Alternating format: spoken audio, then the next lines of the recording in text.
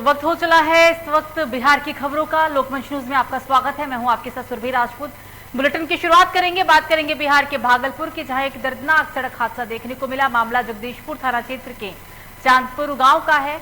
अनियंत्रित ट्रैक्टर की चपेट में आने से बच्चे की मौत हो गई। स्थानीय लोगों का कहना है कि मृतक आनंद कुमार सड़क किनारे लगे चपाकल से स्नान कर अपने घर की ओर जा रहा था कि सैदपुर की तरफ से आ रहे ट्रैक्टर ने बच्चे को टक्कर मार दी। घर वालों ने आनंद को जगदीशपुर सामुदायिक स्वास्थ्य केंद्र में भर्ती कराया।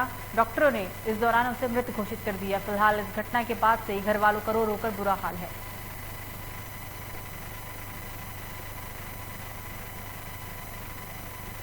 तो अपने समाज को विकास के दौर में शामिल करने के लिए शारीरिक रूप से बुलंद होने की जरूरत है।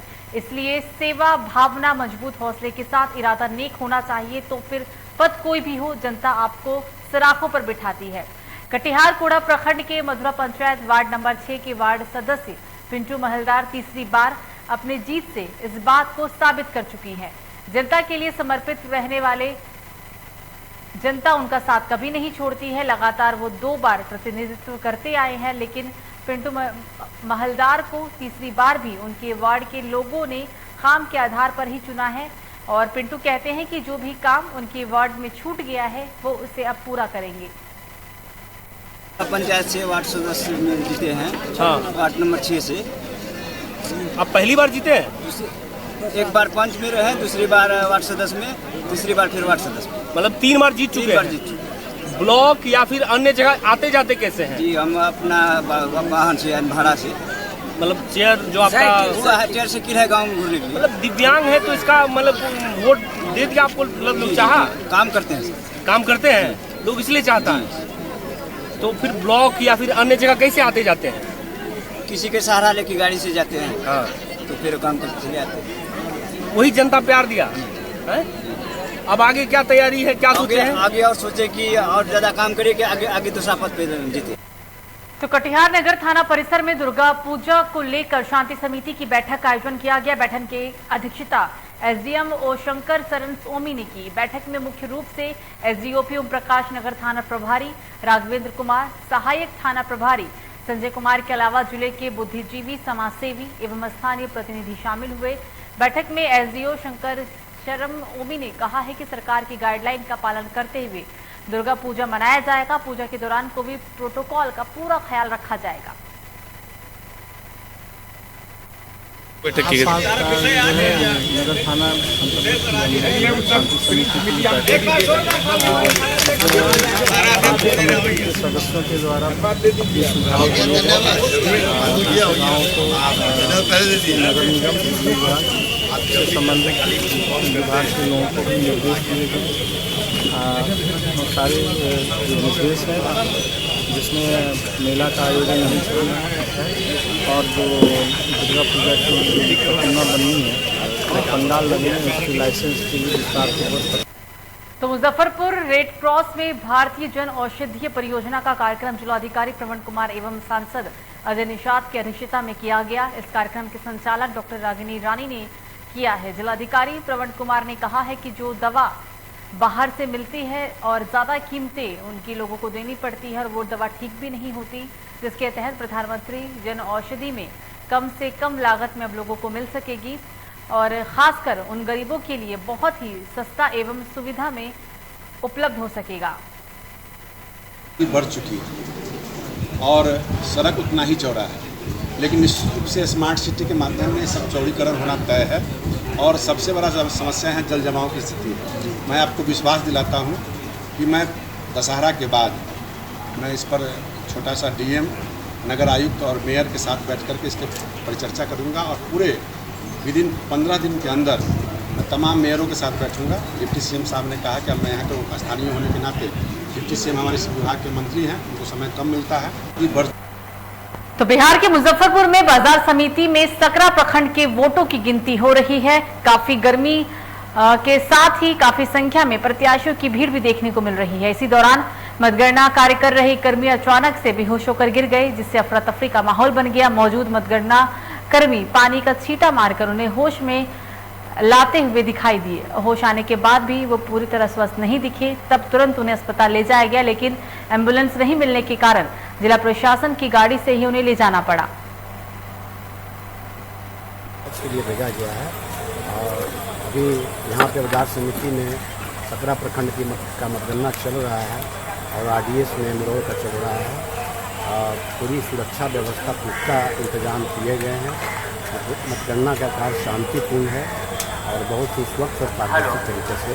एम्बुलेंस में थोड़ा सा देरी हो गई है, उसके लिए जाँच करा लेंगे, लेकिन अभी स्थिति सामान्य है और इसका कोई बात नहीं, सब कुछ नॉर्मल है। मतगणना कार्य शांतिपूर्ण।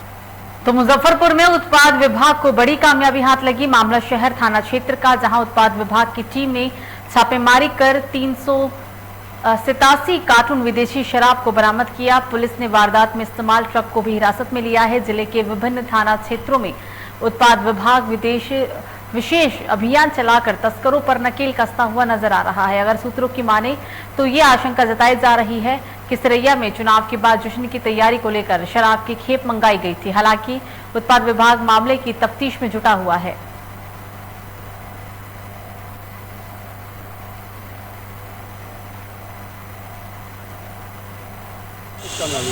कल देर रात्रि गुप्त सूचना प्राप्त हुई कि सरैया थाना अंतर्गत शक इब्राहिम गांव में एक शराब लदी ट्रक खड़ी है। उसी सूचना पर तुरंत कार्रवाई के क्रम में देर रात्रि करीबन 1 बजे के करीब संबंधित स्थान पर पहुंचा गया और उस सड़क की, जो कि वैशाली की तरफ जाती है, छानबीन की गई। इसी क्रम में देखा कि ट्रक, जो कि जिसमें पंजाब का नंबर अंकित है, उस पर एक ड्राइवर बैठा हुआ है।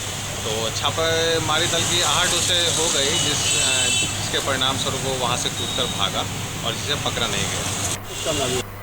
तो जिले में पंचायत चुनाव को देखते हुए चुनाव में शराब खपाने को लेकर शराब कारोबारी अवैध शराब का भंडारण करने के लिए तरह तरह के हथकंडे अपनाते हुए नजर आ रहे हैं। जिले की पुलिस और उत्पाद विभाग लगातार इन शराब कारोबारियों के मंसूबे को नाकाम करने में लगा हुआ है। इसी कड़ी में मुसहरी थाना प्रभारी शशि भूषण प्रसाद सिंह को गुप्त सूचना मिली थी कि पंचायत चुनाव में शराब खपाने को लेकर थाना क्षेत्र में मुसहरी हाट के पास गौशाला में एक शराब वे विदेशी शराब की खेप छुपा के रखा गया है। सूचना मिलते ही मुसहरी थाना अध्यक्ष शशि भूषण प्रसाद दल बल के साथ तालाब में छापेमारी अभियान चलाकर पानी के अंदर रखे लगभग 53 कार्टून विदेशी शराब को बरामद किया।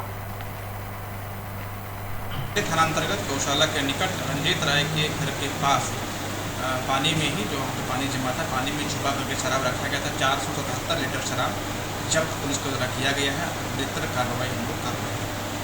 फर्दर इसमें किसकी शराब थी और कहाँ रखी गई थी? अभी जो नाम सामने आ रहा है वो ये कि रंजीत राय की शराब थी और उसको उसी के यहाँ से शराब बरामद थाना। तो समस्तीपुर जिला रोसड़ा अनुमंडल हसनपुर प्रखंड थाना क्षेत्र के पुरोडिया मध्य विद्यालय में कोरोना प्रभावित बाढ़ से प्रभावित व्यक्तियों के लिए विशेष रूप से स्वतंत्र रूप से स्वास्थ्य शिविर का आयोजन किया गया। डॉक्टरों के द्वारा एवं फिन के सहयोग से इस कैंप के माध्यम से 300 से अधिक लोगों को चिकित्सा सेवाएं प्रदान की गई। स्वतंत्र माइक्रोफिन द्वारा कोरोना काल में सैनिटाइजर, मास्क बांटी गए और साथ ही विभिन्न जिलों और गांव में इस तरह की सामाजिक कार्य कर विकट परिस्थितियों में सहायता के लिए हाथ भी बढ़ाया गया है।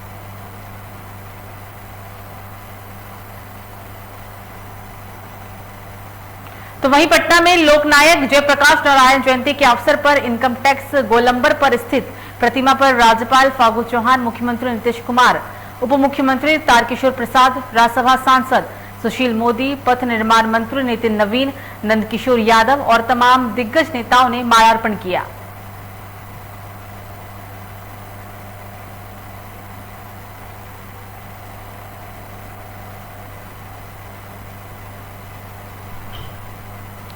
तो लालू के बड़े लाल यानी तेज प्रताप यादव पदयात्रा पर निकलने से पहले राबड़ी आवास के सामने अपनी मां से मुलाकात किए बिना नहीं निकले, लेकिन इस वक्त की बड़ी खबर बता रहे हैं आपको कि वो पदयात्रा पर निकल गए हैं। काफिले के साथ सैकड़ों की संख्या में उनके समर्थक भी मौजूद हैं, लेकिन इस बार पदयात्रा में उन्होंने अपनी मां से मुलाकात नहीं की है। राजधानी पटना की ये तस्वीर, लालू के बड़े बेटे तेज प्रताप यादव पदयात्रा के लिए निकले हैं, लेकिन पदयात्रा से पहले वो अपने आवास के सामने से निकले, बावजूद उन्होंने वहां पर अपनी मां से मुलाकात नहीं की।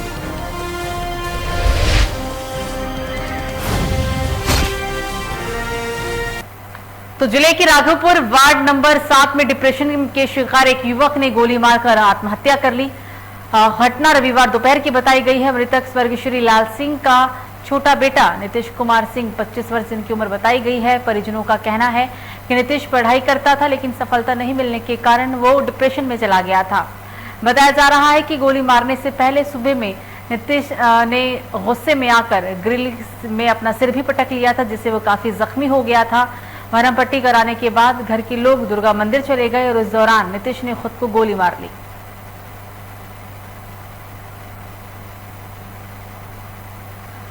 अगली खबर भी सुपौल से ही, जहां जिले के कोरियापट्टी अस्पताल के परिसर में अवैध तरीके से पूर्व एमएलसी का स्मारक बनाया जा रहा है। भूमिदाता ने न केवल स्वास्थ्य विभाग के अधिकारियों को इस बाबत आवेदन देकर कानूनी कार्रवाई की मांग की, बल्कि उन्होंने स्थानीय जदिया थाने में भी प्राथमिकी दर्ज करवाकर मामले में कानूनी कार्रवाई की मांग की है। और इस दौरान आला अधिकारियों ने जांच के बाद कानूनी कार्रवाई का भरोसा भी दिया है। दरअसल आपको बता दें कि सुपौल के जिले के पूर्व एमएलसी कामरेड बलराम सिंह यादव की आकस्मिक निधन के बाद उनके समर्थकों द्वारा उनका दाह संस्कार कोरियापट्टी अस्पताल परिसर में बीते 9 सितंबर को किया गया था। अब उनके परिजन द्वारा अवैध तरीके से अस्पताल परिसर में ही पूर्व एमएलसी का स्मारक बनाया जा रहा है।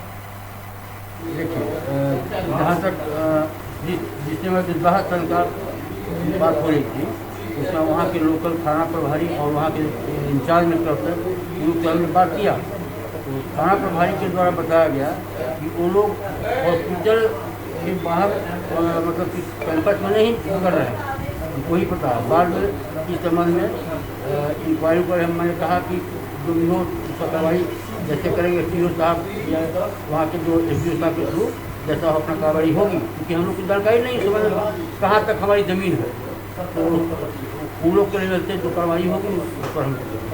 जी देखिए, ये जो आज हमारे जो पूर्वज है, हमारे पूर्वज यहाँ जो हमारे समाज के लोगों को लाभ मिले, शायद दूर नहीं जाना पड़े, इसके लिए एक प्राथमिक स्वास्थ्य केंद्र का, राजकीय प्राथमिक स्वास्थ्य केंद्र का यहाँ पर लाया गया पूर्वजों के द्वारा। और यहाँ पर क्या किए, कुछ दबंग प्रवृत्ति के लोग जो हैं आज यहाँ पर एक पूर्व एमएलसी थे, उनका दाह संस्कार 9 सितंबर को कर दिया गया।